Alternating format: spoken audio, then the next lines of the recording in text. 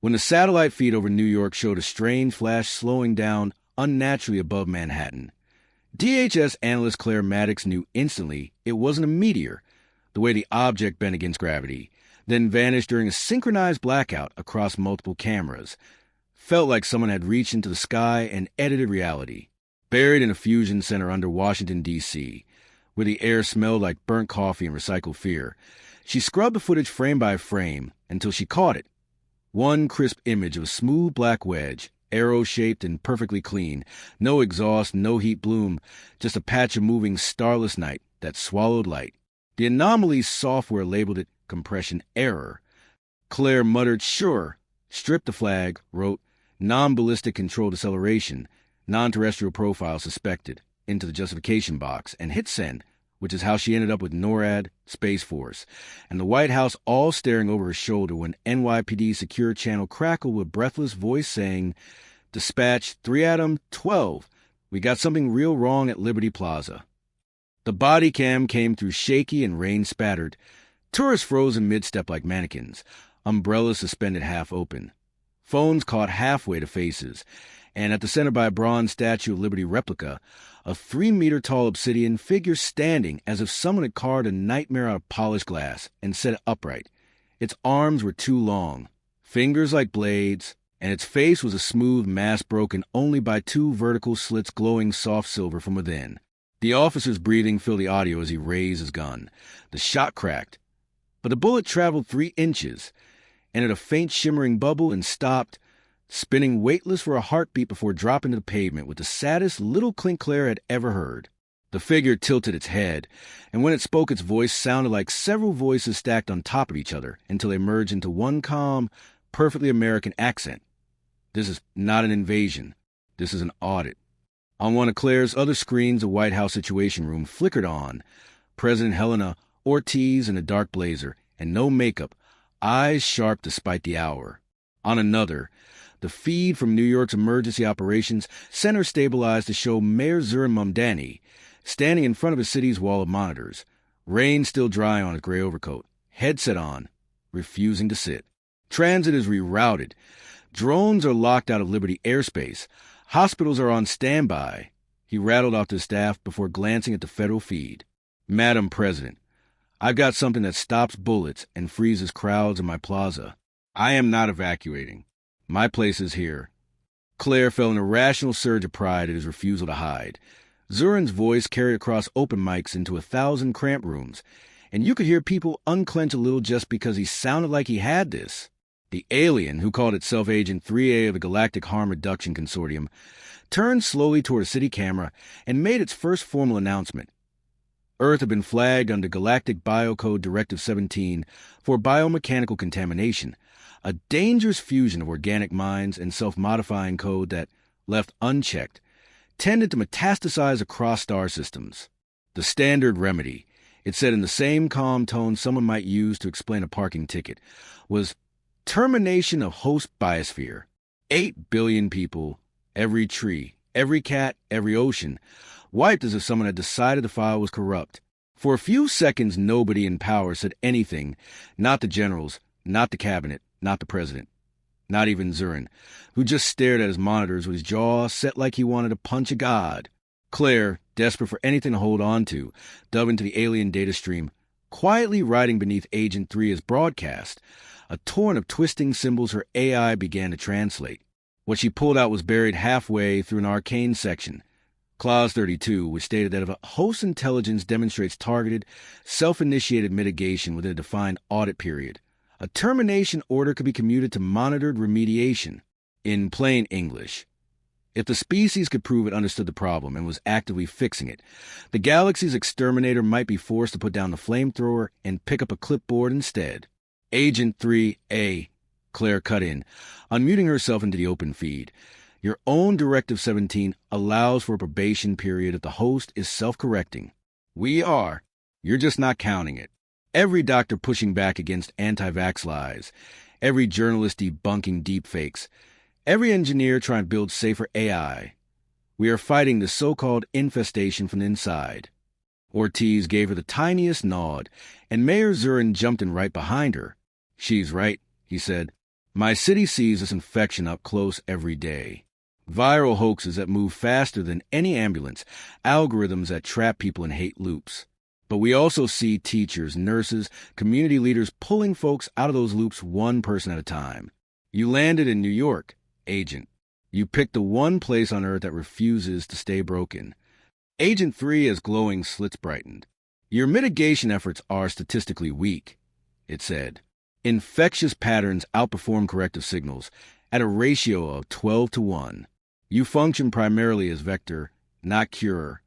And yet we're still here, Claire shot back. How many civilizations have you sterilized because it was easy, only to wipe out the only minds that might have figured out a better fix? You call this harm reduction. Looks a lot like quitting. In the alien's holographic interface floating in her data feed, Earth hung as a spinning sphere stained red, where infestation density was highest, a number pulsing at the bottom, 0.83. Anything above 0.7, the key said, meant immediate termination recommended. Claire swallowed. Look, she said, we are not asking you to pretend the problem isn't real. We're asking you to deputize us. Give us your vector profiles, your models, and we'll hunt the thing in our own networks, our own brains. We are extremely good at tearing down our own systems when we realize they're killing us. You request an audit period, Agent 3A said. Specify. Claire's instinct screamed to ask for decades. Her sense of realism screamed back that the alien would laugh and vaporize them. Before she could answer, Mayor Zuhran spoke. 3 years, he said. In this city, that's barely enough to fix a train line. For a planet, it's insane, but it's the minimum for anything real. Give us 3 Earth years under your eyes. If we fail, we die with no excuses. If we succeed, you log that you found a species that could look at the worst thing about itself and change. Claire seized it.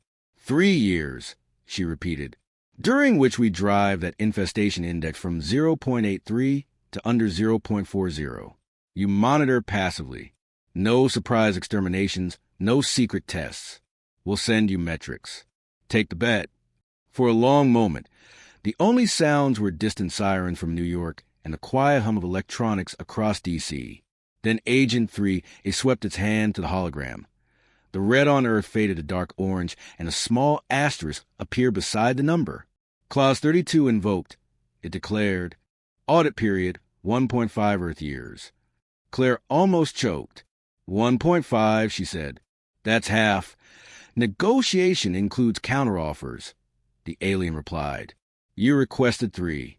We recommended 0. Median granted. During this interval, fleet assets will hold at your system's boundary. Passive monitors will attach to key infrastructure nodes. If after 1 local year infestational trend is not downward, period may be shortened. If trend is strongly downward, extension may be considered. This is maximum leniency within my authority. Ortiz didn't flinch. We'll take it, she said.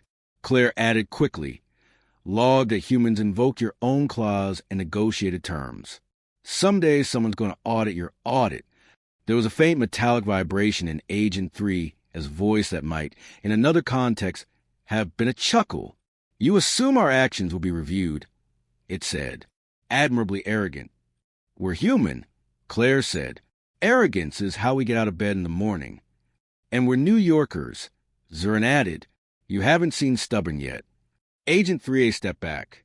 The air behind it rippled as the smaller black wedge appeared, humming with dull light.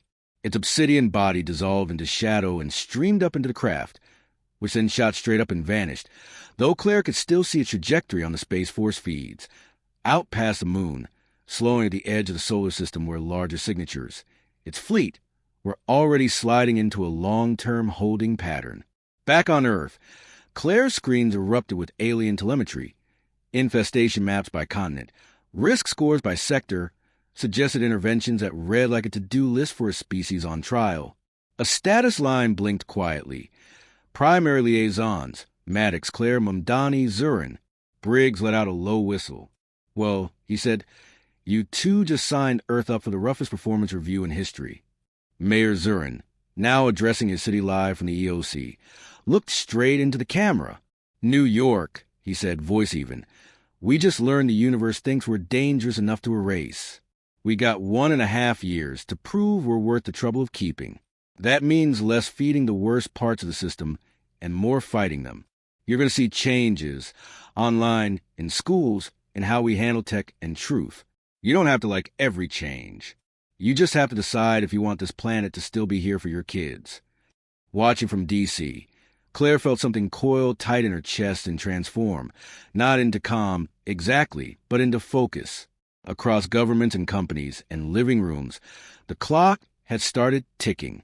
She glanced at the infestation index, still 0.83, now marked under review, and thought about how many times in history humans have been told they were too messy, too angry, too divided to accomplish anything big, right up until they did it anyway. At the edge of the solar system, an alien fleet settled in to watch.